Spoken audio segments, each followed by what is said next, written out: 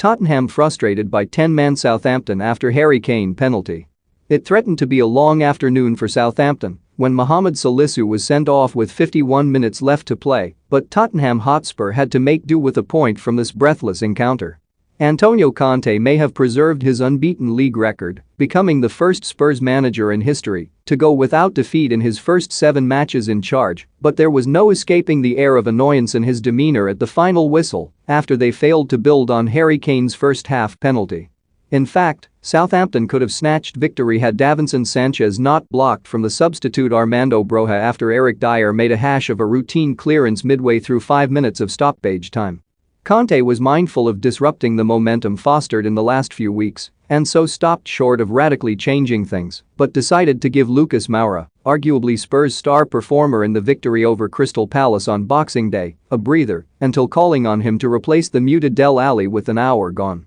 Ali, Ben Davies and Harry Winks, all of whom impressed from the off against Liverpool before Christmas, were restored to the starting lineup, but Conte's fear about his team losing its identity was apparent as Southampton sped into the lead through their captain, James Ward-Prowse. Spurs were shy of rhythm and appeared overwhelmed by Southampton's desire to play them at their own game as Ralph Hasenhüttl, who made 6 changes from the win at West Ham, mirrored Tottenham's 3-4-3 shape. Shane Long, making his first league start for the club in more than a year, glanced an early header wide from a Kyle Walker-Peters cross, and then Jan Valery, another player promoted to the starting lineup, pulled a shot wide. Southampton looked sharp, and Ward-Prowse put his team in front with a wonderful first-time strike.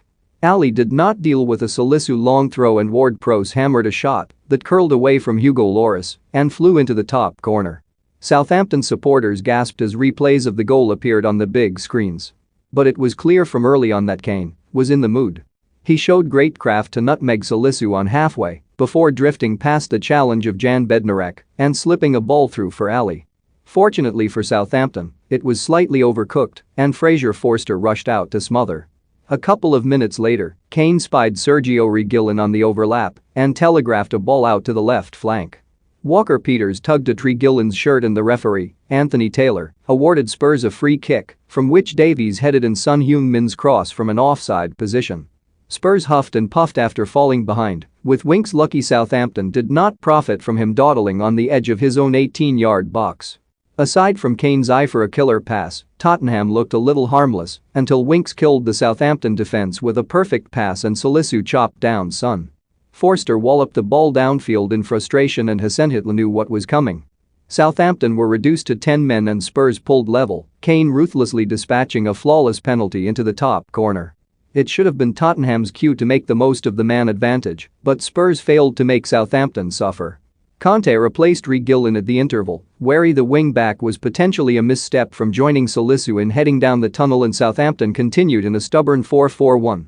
Spurs thought they had the lead when Kane took another fine, this time floated, Winks' pass in his stride, before leathering in with his next touch, but it was ruled offside following a VAR check.